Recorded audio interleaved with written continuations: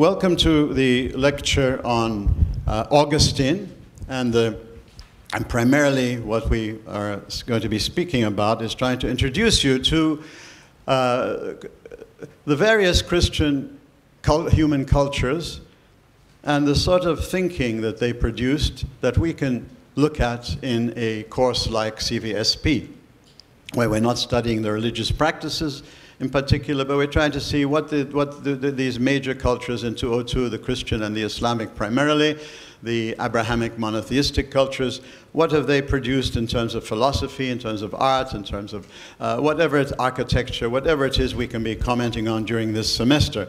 We start off with the first text that we have is Augustine's Confessions, and we'll be talking more about that very soon. But the background to now Augustine is the Roman Empire in the middle of the 4th century after Christ, with the Emperor Constantine.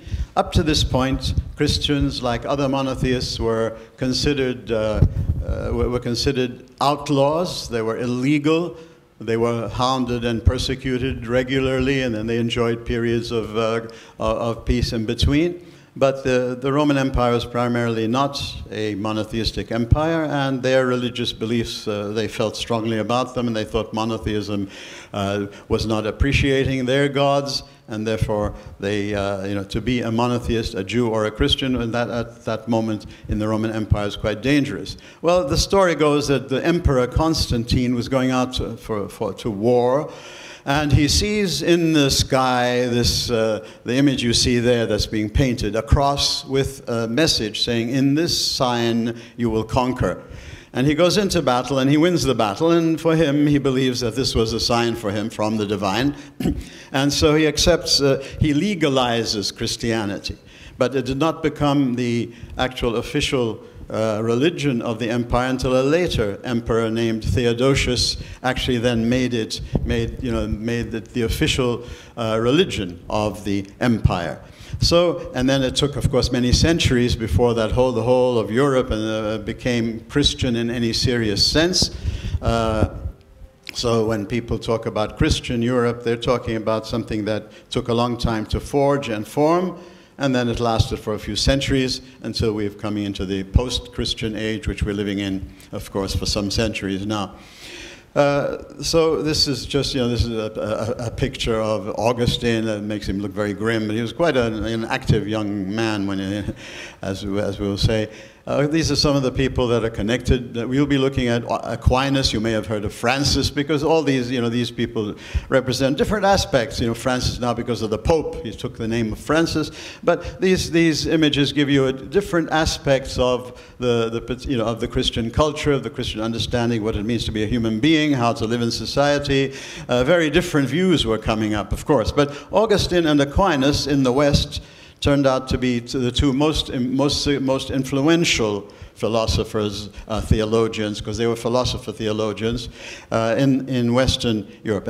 And Augustine is so important that he was, for 1,000 years, he was considered to be the teacher, al-muallim, of Europe. No one could avoid what Augustine had given for a long period of time in Europe, and his thinking and his output was so serious and significant.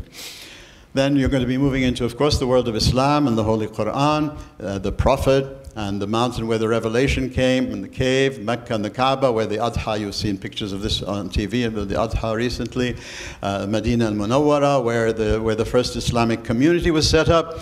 And when you started to get the Sharia, which we speak about a lot in today's world, for more sort of being applied and coming to be formed and forged, and you'll hear all about this when you come into the Islamic world. Al-Aqsa Mosque, which is going to, they tell us, is going to be a scene of very exciting things in the future. And fortunately, I was able to visit it a number of times before our friends, not so friendly Israelis, kept me out after they decided they wanted to take over the whole place.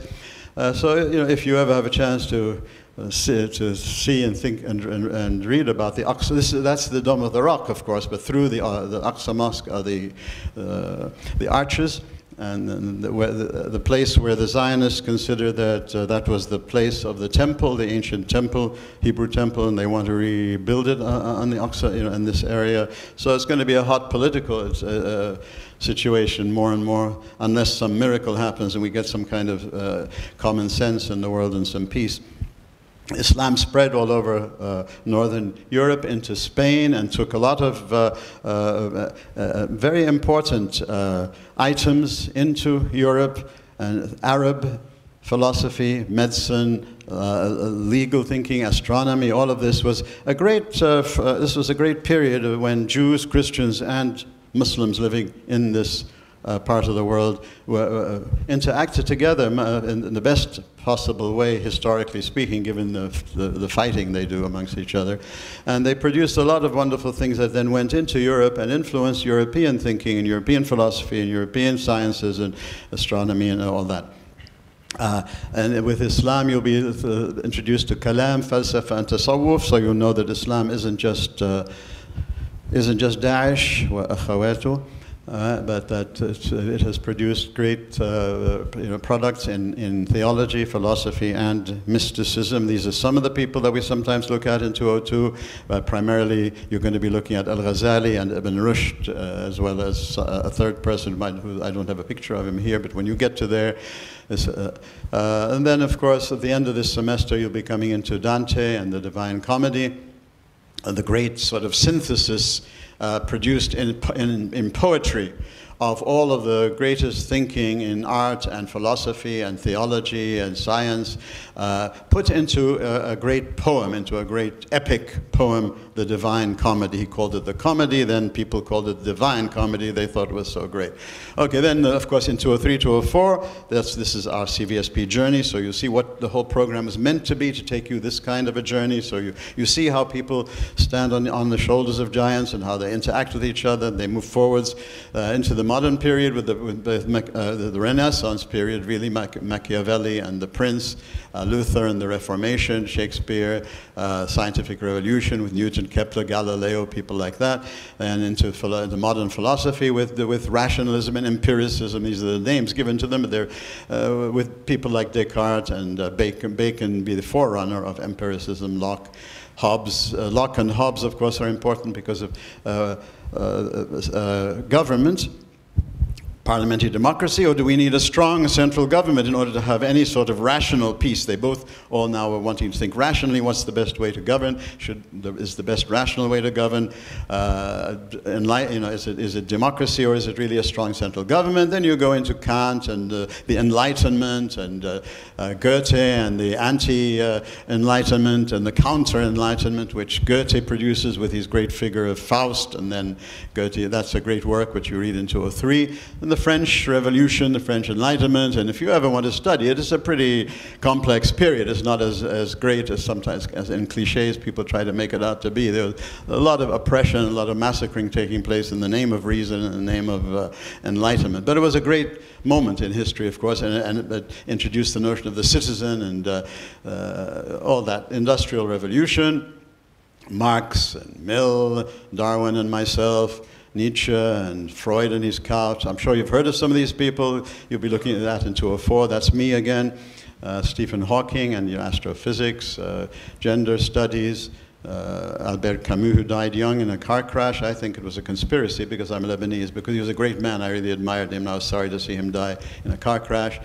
Beckett and The World is Absurd. All this in 204. Our own Edward Said and Orientalism, and everybody has to deal with that work, whether they agree or they disagree. A monumental work in the last period. And people like Najib Mahfouz, Tayyip Saleh, sometimes Elias Khouri of Lebanon, Gibran sometimes is figured into 204. And into the world of globalization, and Che Guevara, Al Pacino is much older now, of course, Bill Gates, Zizou and Shumi and Brad Pitt. Please don't think he really is Achilles or Homer's Achilles. He's a great actor, of course, but read Homer's Iliad. Don't be fooled by the movie Troy. Angelina, Habibti live here, Eminem, and this is Ishtar, Aphrodite, Venus of Lebanon, Ishtar of Lebanon. Everybody looks like her now, and through plastic surgery, you can all look like her, whether you're male or female. But that's, this is why did I put some of these on there? There's a reason. This is not just sort of light. But and basically, the CVSP, the way we've conceived it all through this, the period it's been living up to today, is that primarily it's an attempt to kind of ask yourself the question, who are my role models? Who do I want to model myself, and why? What are the values? What are the reasons that I think these people are something that I want to admire or that I want to criticize? We embody human values, and so we don't just think of them abstractly. And the term, therefore, existential is extremely important for me in everything we do in this kind of work. And existential does not mean the existentialism of the 20th century, but existential means the kind of experience and knowledge that you get just by being a living, reflecting, wa'i human being. Every minute you're gaining experience, every minute you're gaining data for the kind of knowledge about your own humanity that you can then test with all these theories you read about and all the ideologies and all that sort of stuff. So existential knowledge is extremely important, and it's going to be extremely important for you to understand the Confessions, because the Confessions is first work. Why we choose the Confessions and not some more philosophical work by Augustine or by others? Because this is more characteristic of the kind of human product that comes out of the Christian experience of life, an existential philosophy, a philosophy that is bringing together theory and philosophies and thought and abstraction, but always being tested and experienced and lived and honed and changed and growth in life, in everyday personal life, everyday family life, and everyday socio-historical life. That's the sort of final awareness that we want to try to gain in the humanities at a university, which when universities began, they were all about the humanities. Now it's just, you're forced to take a few courses so that we can really put something behind our desire to see AUB as a place for liberal education. Okay, so let me now come to Augustine proper and tell you why I have had to spend a bit of so much time on this, and but I think it's important for you to understand why. The fly sheet, from my point of view, for us to really get into this kind of a world in any kind of serious way, and not for it to become, very shallow and superficial, which is always the danger when we deal with these great works in such a quick time. But we can, I think, overcome this challenge if we do a sufficient amount of time of putting the text we're reading into proper context. And so in the new 202, which you are now part of, we begin with hoping that you've been introduced through those movie clips to something, there. I don't know what you got from that. But then in the lecture on the philosophical background, so you at least have some introduction if you haven't had to take 201, a quick introduction, but very important, to figures like Plato and Aristotle and Plotinus, Aflatun, who is so important now in this period, the main philosopher, perhaps really of influence in the Hebrew Christian and Islamic philosophical development before Aristotle becomes very, very important. And Aflatun, of course, Plotinus is the philosopher for the Druze, because their religion it's a reincarnation, and so only a few people know at this stage what it's really all about. But for the Druze people and the Druze community, when they're guided into philosophy, Aflatun, Plotinus is the major philosopher.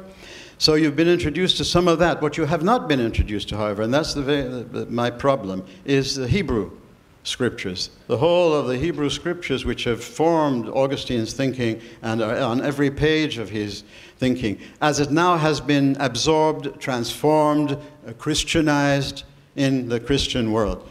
The way the Christian world looked at the Hebrew scriptures and the whole experience, not just the books, you see, it's the whole experience of people from Adam to Christ.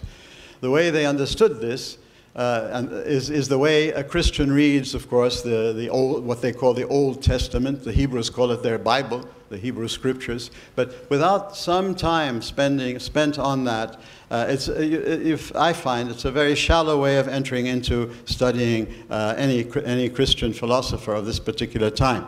Augustine.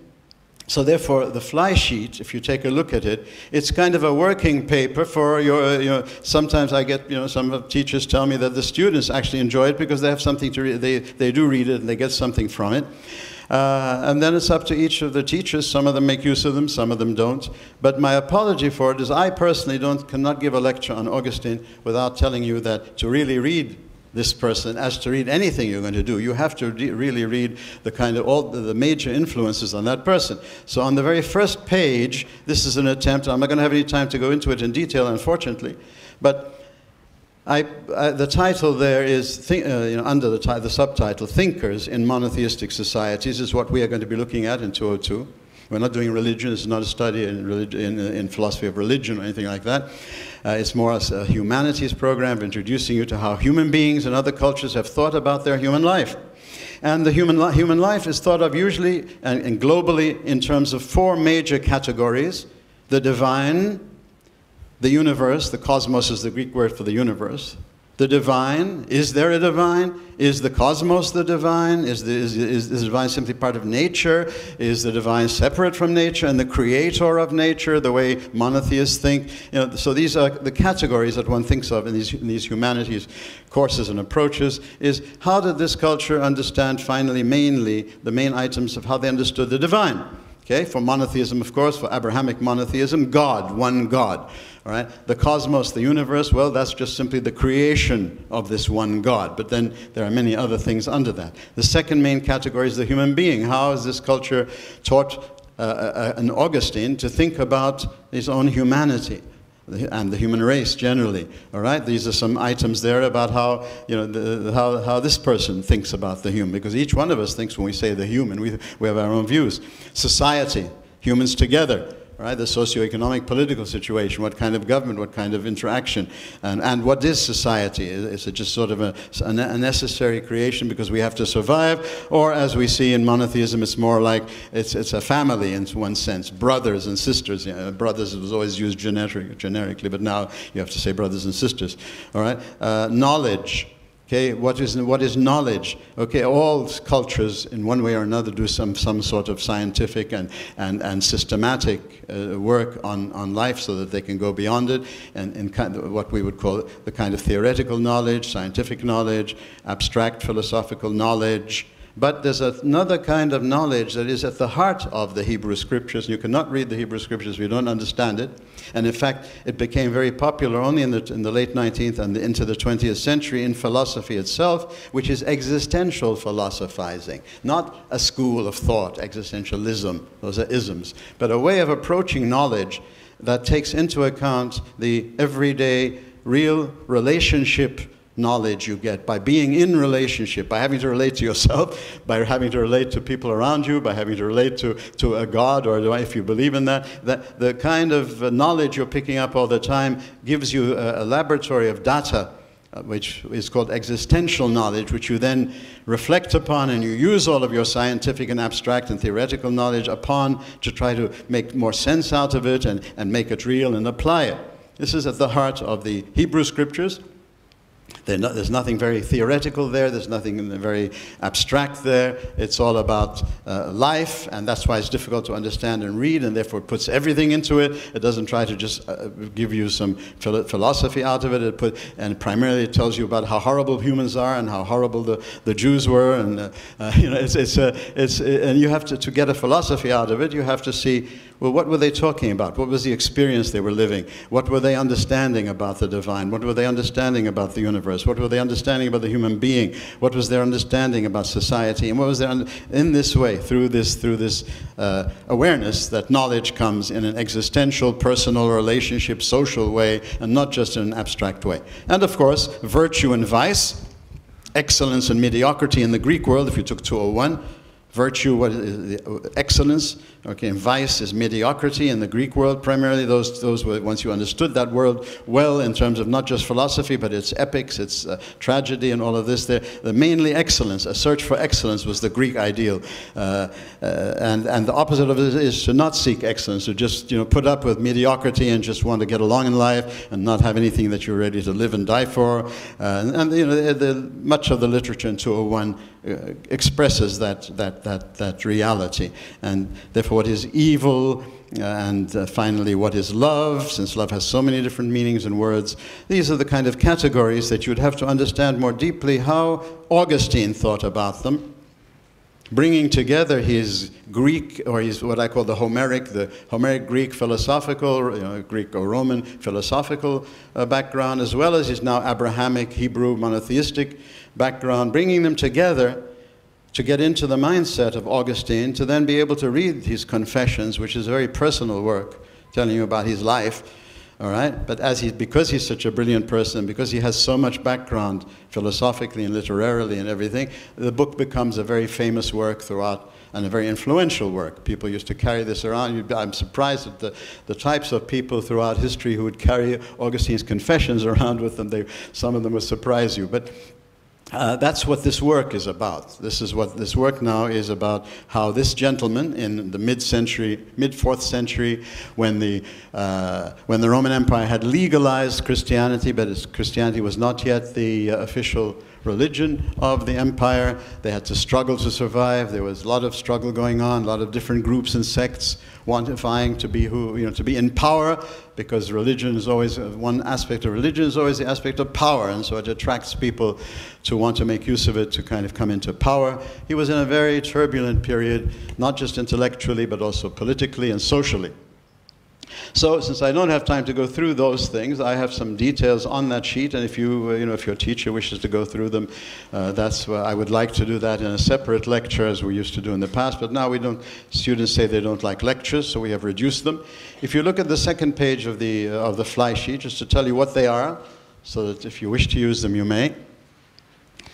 The second is to just introduce you to, when you talk about faith, or when you talk about theology, or when you talk about religion or philosophy of religion, just to give you an idea that there's no one thing here. Faith can mean uninformed belief, just the simple belief of people living in a monotheistic community and sort of living it out in whatever way without reflecting on it. Legalism, when monotheism becomes simply a legalistic system of a law and loses any sort of other more human, more spiritual, more social meaning, and it just becomes just a law.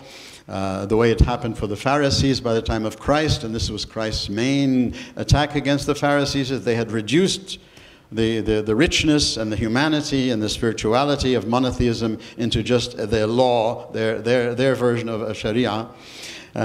So that's legalism. It can be also a vibrant way of life and experience, and that's how Augustine is experiencing it, and that's what has kept monotheism alive in all of its forms. So there are people in all of the monotheistic communities who are living it out as a way of life and way of experience, and they're finding it enriching, and they're adding to it, and they're living it, and they're trying to make use of it to help mankind.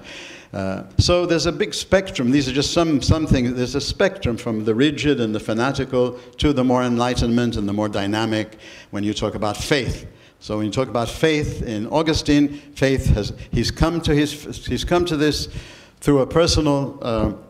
If you look at it says context, a little bit below on that sheet, the context, the journey of a soul. This is a man who was seeking truth all of his life, but very realistically, he recognized you had to pay a price to follow the truth. And this leads him, by the way, to a very important philosophical conclusion, which influences many philosophers after him. And that the Greek view basically had followed Socrates, with some nuances, of course, but that if ignorance is the problem. And once you educate people, once they get more knowledge, more reason, if you know what's right, you will do what is right. Augustine, in his pursuit of truth and his desire to do the right, comes to recognize something existential, something human, something real in his own humanity. There's something within him that fights the truth when it's not to his self-interest. And this brings him into exploring the whole notion of our human will, not just human reason, as he had gotten from the Greeks and the Romans, and learned much from them, standing on their shoulders, of Plato particularly and Plotinus, but something they did not explore, the whole thing that we call our will. They had never gone into it in the same depth that they'd gone into the exploration of the fight between reason and the passions, between reason and the emotions, between rationality and the body. But nobody in philosophy had focused on really understanding or paying attention to the facts of life when your will goes against your reason. And so this becomes a major philosophical insight of Augustine's philosophy. But in his journey, he tried all the great philosophies of the day. Manichaeism was kind of a heretical Christian sect. They claimed to be the true Christianity, following Mani, who claimed he was the Holy Spirit of God. And so people followed him and the Manichaeans, and they taught that there were two major forces. So in a sense, this is dualism. It's not monotheism. It's deism. But they were so powerful that they attracted him for 8 years to be part of their system. And some historians say if it wasn't for Augustine, Western Christianity would have become Manichaeism. However, because of his scientific, philosophical mind, when he finally meets some of their greatest people, there are two problems he had. He always had a problem with sex. He was unlike you all. You all have sex under control, no problem, all right? He was, as a young man, he found sex to be quite a challenge. And this kept him. So he found that his desire for sex kept him from accepting the truth at various times. So with Manichaeism, he found himself not able to accept their belief that sex was basically evil. Marriage was evil. The great elite of the Manichaeans would not get married because sex was somehow evil. And so he never sort of got into the elite, the highest levels of the Manichaean structure. And this kept him from it. But then when finally, as he will recount in the Confessions, when he meets their supposedly very important people, he finds them very unscientific. He finds that they do not correspond to what he thought he was going to find in some kind of deep, rational thought. So he leaves them. He tries astrology, and if you read the pages he says about astrology, I think you'll find them interesting, especially those of you who are addicted to astrology. He tries that for a while, but then he rejects it again on a very sort of rational, scientific basis. If you wish to read it, you don't have to agree with anything anybody says, but read and understand. That's the point. Try to understand what this person is saying before you then are in a good position to reject them with your own views. He tried skepticism, the notion that how can you know anything with certainty? All right? How do you know that you're really sitting here? It's not something else. How do you know that you were you yesterday? How do you know that anything exists with certainty? Nothing is certain. So he comes up with the famous, even if I am deceived, I am.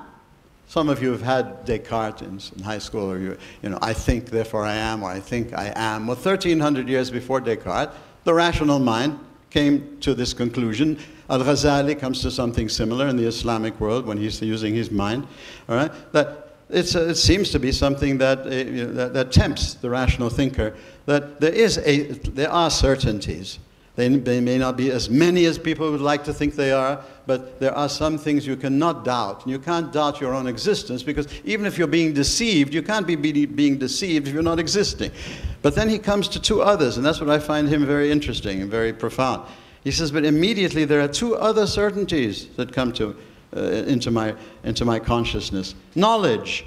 There is knowledge, because here is one thing I know, and that is that I exist. So self-existence is certain, knowledge is existence, and then as I'm observing my own self to get my conclusions about philosophy and life and truth, all right, I notice that I don't just sort of accept them like a computer or something, but that I'm happy about it, I desire it, I accept it, or I reject it. So there are three things in me that are certain, and he calls them existence, knowledge, and love.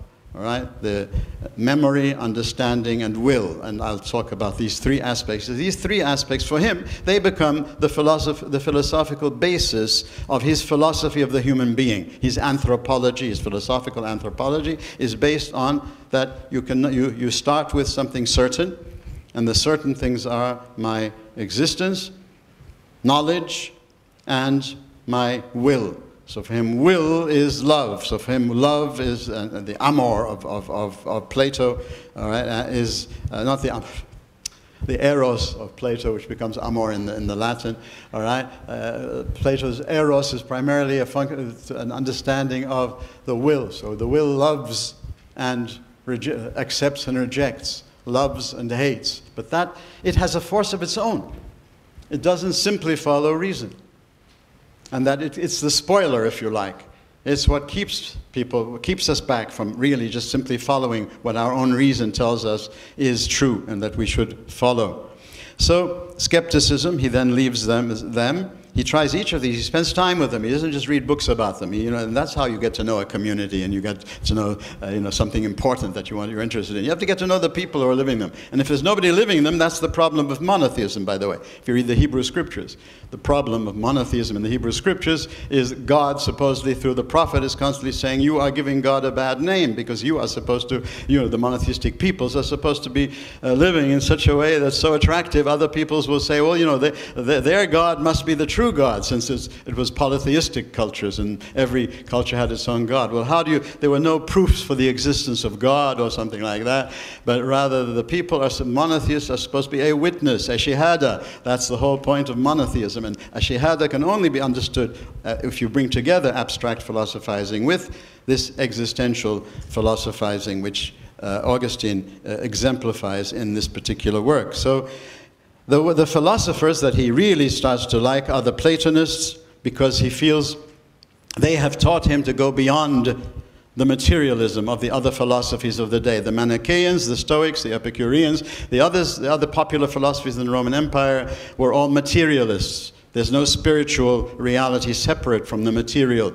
So he found Plato's philosophy through Plotinus, helping him to now understand how you can, as a rational human being, can understand the possible existence of a spiritual reality and not just a material reality. So he spends a lot of time with the Platonists, whom he always admires and credits. But then, all this time, he has been looking at monotheism in his Christian version, reading the Bible. It seemed second-rate compared to the great works of philosophy and literature that he was dealing with in the Greco-Roman world, until he meets some Christians who are able to then help him understand. And he mentions some of them there. Help him to see how you have to read this work. You don't read the Bible the way you read a book of philosophy. You don't read the Bible the way you read, some other thing. To see how you read that, to understand it. Anyway, he was now able to start to understand Christianity. Little by little, he started to appreciate it, to get into it, to then want to accept it. And then, as he will tell you in books 7 and 8 of this here, that's where he starts to find the internal struggle.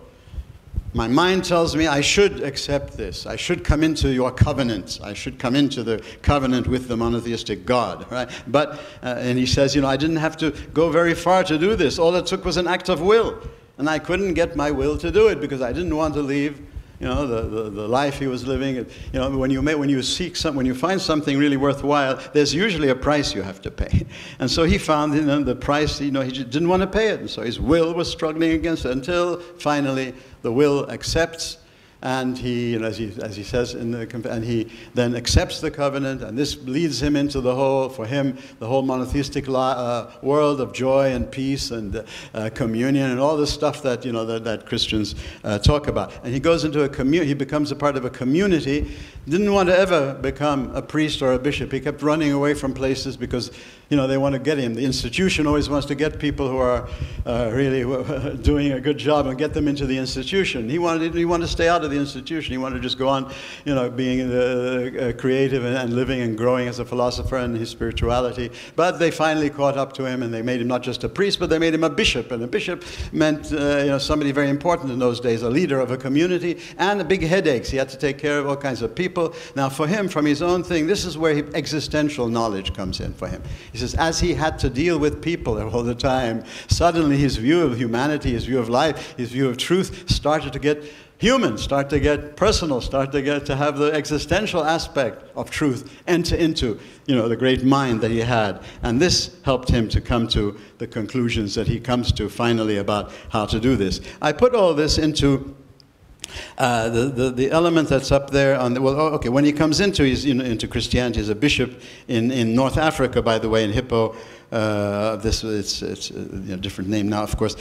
But then starts a time of tremendous literary output. The Confessions, which you're reading, and The City of God, which is the first attempt to write a philosophy of human history, not just Roman history or Greek history or Persian history, but of human history, the history of mankind. The City of God becomes a first in a whole series, like his autobiography becomes the first true autobiography, or the man is speaking truly about his life, concretely, about how it went, not whitewashing it or trying to make himself like some kind of hero or something like that, but something that people reading it and know him would say, yes, we see this in this man. An honest, transparent account of his own life as he now understands it after 11 years of living in the Christian faith. 11 years later, he writes the Confessions. He writes The City of God as the first attempt to write a philosophy of human history, trying to see what is it that really moves human history finally. And for him, it always comes back to love.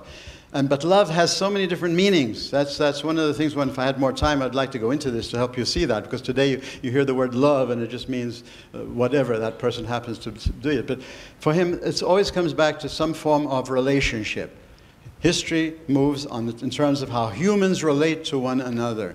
That's finally. Everything else is important, the economic factor, all the other factors.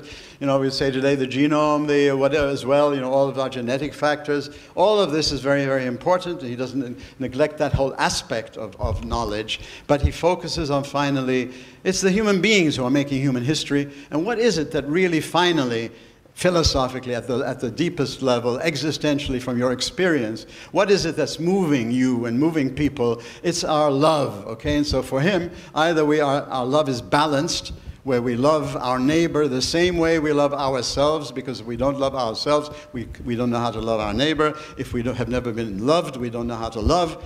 All right, this is his whole understanding of love, that basically you need to be loved, first of all. If you're never loved with a serious kind of love, then you'll never know how to give that love. And if you only love yourself, you'll never know how to go out of yourself to love others the same way you love yourself, but also to love God first, since this is monotheism. So your love needs to be a balanced love, and that's your will. Your will is there. You see, your will decides what to love. And your reason gives you the reasons and the standards and the rules and the light and the vision, but it doesn't give you the power. The power comes from, the dynamo comes from your will. And so in discovering this in his own humanity, in observing it in the humanity of the people around him, he then comes to his own conclusion that this must be what's really driving history forwards, the whole of human history, as the will expresses itself through humans. Very interesting. For him, government was simply a pirate band that's taken over the nation. Now, we in Lebanon would never believe that, right? But that is something he believed. He believed that government is primarily a pirate band that has taken over. He really hated institutions, but he was forced to come into the institution and of the Christian institution, and then he became he had to sort of make his way through, and there was no option in those days of a secular university. Everybody was fighting everybody, unlike today when we all get along together because we're so reasonable. And so he had to take certain stands against certain things that were happening in his society that appeared to be destructive, or groups that were trying to take over power and that he thought weren't there. So this man became very, very much caught up with not just the intellectual world, but the pastoral world, as we say in monotheism. Pastoring is when leaders in the monotheistic communities have to take care of other human beings. All right, they learn a lot more about other humans, they learn a lot more about themselves, etc. So this is the man we're looking at. But the second thing there, elements of an existential phenomenological approach, this is just to let you know that there is this approach in philosophy, because it's not often mentioned, unfortunately. We only talk about the abstract things in philosophy usually. But there was a very powerful movement in the 20th century in philosophy from some of the greatest philosophers of the 20th century who used this particular methodology. And they saw in Augustine a predecessor. All right? They didn't accept his Christianity. Many of them were atheists. atheists or agnostics, but they saw the methodology that he had been employing in the Confessions and elsewhere was very much useful to sort of understand. And so I've described it there, and you can do it for your own reading if you wish. Names at the bottom of that page: Manichaeans, sex and marriage, sources of evil, no free will, so he finally rejects them. The Donatists, they're the ones who say, we are the only true monotheists, we are the only true Christians, everybody else is not a true Christian, and so we can go and persecute them and do whatever we like. You know, he was very much more for the universality of monotheism, the universalism of Christianity, that it included the saints and the sinners, that it was not just for those people who considered themselves perfect, because in fact nobody is perfect, and if anybody thinks they're perfect, they're the worst sinners. But the Donatists represent this kind of movement throughout monotheistic history, where certain groups think they are pure, they are the best, they're the only ones, and they think that this gives them a divine right to persecute everybody else. He thought that within the church there are devils, and within the world there are saints, so that for him it's this love. The proper love flows through history and through communities, and therefore it's not just people who are in the physical church that are saved, but people who are following and accepting and whatever God is revealing to them with the proper love and the proper will. So he says there are saints outside of the church, and there are devils within the church.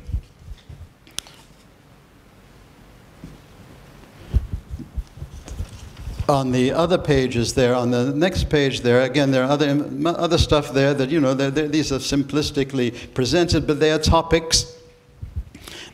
A main topic on that third page there is the relationship between faith and philosophy, if you like. And his whole philosophy has been called faith seeking understanding. The experience of life, seeking to put it into a philosophical formula or expression. Faith seeking understanding. So the life of faith, the experience of faith, all the knowledge and all the stuff that comes through the life of faith, now seeking to put it into a communicable form so it can dialogue and debate with other philosophers and that. So faith seeking understanding. And basically, again, the things are there. Basically, the main items there that he thinks is that faith is not opposite to understanding. Believing doesn't mean something irrational to understanding. That on the contrary, the life of faith is the data without which you will never understand monotheism. You'll never, philosophically, if you just have theories about it, if you don't have the experience of faith, you just have dogmas and doctrines, you will never understand it. So for him, faith is necessary if you want a true understanding of monotheism. If you want to have a true understanding of the Christian faith in his particular sense, you have to then get yourself wet, your feet wet in the ocean of life, and then come back and reflect upon that experience. So faith gives you the material of the data, then the reason comes and looks at it and sees some things as irrational, some things as wrong, some things as right. It organizes it, fixes it, etc. So this dynamic interaction between the life of faith and reason is his particular contribution to theology and Christian theology, of course. The last page, and with the references on the back, are in fact one lecture. And that would be very nice to do that, but I didn't want to, I could have just done that today and satisfied, I have 3 more minutes, by the way. So, but I'm not comfortable doing that. Somebody else can do that if they wish, but I've mentioned what it is. That basically, the aspect that you can sort of put you can focus on in the readings is, first of all, see if you can become aware of the new approach that he is using, which philosophers later on called inward empiricism in the 20th century. Meaning philosophy now seeks fact. Empiricism means you're looking for facts, observable facts. It's an inward empiricism. You look at everything outside of you, you study everything, but you need to also look and see how you are interacting with the outside world. And as you look and see how you are interacting with the outside world, you discover yourself. And so the self has to be understood. The life world, the Lebenswelt in the German in the 20th century. You'll discover the life world of the human self so that you can see whether you're relating accurately and properly when you're making your conclusions about everything else outside. So the self for him was a unity, a trinity. And this is the meaning of trinity. Trinity does not mean three gods. Trinity does not mean a triad of three presidents in Lebanon. All right? A trinity means there's one God, of course, in monotheism, beyond reasoning, beyond formulation, philosophically, but experienced by the human being for these people as Trinity, as God the Father, God the Creator, God the Sustainer, and then through Jesus, God with man. So in the life of Jesus, they supposedly experienced another aspect of the same divine, and then through the Holy Spirit of God who comes into them and that forms the first Christian community and starts to give them power to live a new life. All right? These three human experiences of the one divine come to be formulated I don't know how many years after Christ, in the philosophical, theological notion of Trinity. So Trinity is not something, it's not in the Bible, right? That the Father, the Son, the Holy Spirit are in the Bible. The three, how to put them together and how to understand them is, of course, not something very, very simple. In the Christian world, it's simply a witness, a faith that I'm experiencing God as Father, I'm experiencing God as Jesus, I'm experiencing God as the Holy Spirit. And what this means philosophically, I can never put it into words because this God is beyond definition. But that's what the Christian Trinity is all about. Well, he sees the reflection of the Trinity in the human being. So when he comes to what I told you before, I exist, I know, I love, the three modes of my humanity which I discover immediately and then learn to explore and understand better. I am, I know, I love. This is me. I'm a Trinity. The Son is a Trinity. A Trinity is not something, just a word applied to the divine. It can be applied to many things. Of course, for the Christian, it has a very special meaning for the divine, meaning you can never understand it rationally, but that God himself has actually revealed himself in these three ways, and so you accept it insofar as it makes sense to you and insofar as you're living it. So for him, the human being is a Trinity. I am, I know, I love. So the I am, the existence, is the main thing for him. Memory. The understanding I've spoken a little bit about before on that second page, and I've spoken a little bit about that, the love. This is difficult to do in just a few minutes. I would have liked to have had much more time for this, but he finally thinks that my human consciousness, he calls memory. I am three-dimensional. Immediately I discover I don't just think in one dimension. My mind is operating in three dimensions at one moment. There's no present. The present is quickly becoming past and future. And so this is my human consciousness. So memory doesn't just mean what I can remember.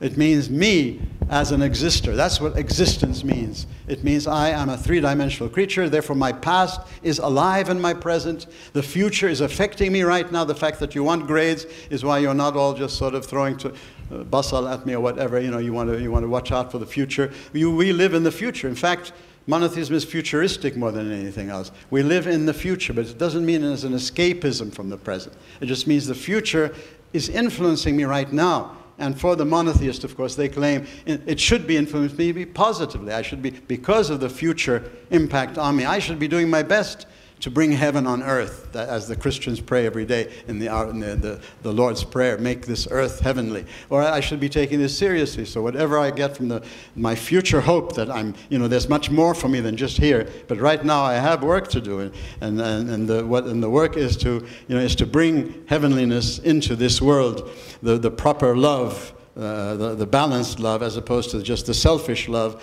who loves yourself only at the expense of everything else. So that's your memory, and it's as the totality of your consciousness. When you do pray supposedly as a Christian, you're not praying to yourself. So God is not in you in that sense. But as memory is the way you relate. That's prayer. Is you as the fullness of your existence relating to God, who is your Creator, who is transcendent, who is above you, etc. And he expresses that in various ways. Myself as understanding is the interaction of experience and reason, on that second page, and myself as will is the main core of my humanity, and his main contribution perhaps to philosophy generally is that you have to take seriously the independent and autonomous power of the human will, and it does not just follow reason automatically. Thank you for your patience. For whatever it's worth, I try to introduce you to this whole world. It's up to your students, your teachers, to do whatever they wish to do with you with this material. This PowerPoint is on there if you wish to. It's on the web. If you wish to go through it, it may have some things there that you actually read that might interest you. Not the one I showed you at the beginning. The one I would have had. I had 2 lectures I would use, but I did it rather in this way to try to get through things. But all this is will be on the web. Not the first things I was showing you, but this one, if you wish to look at it.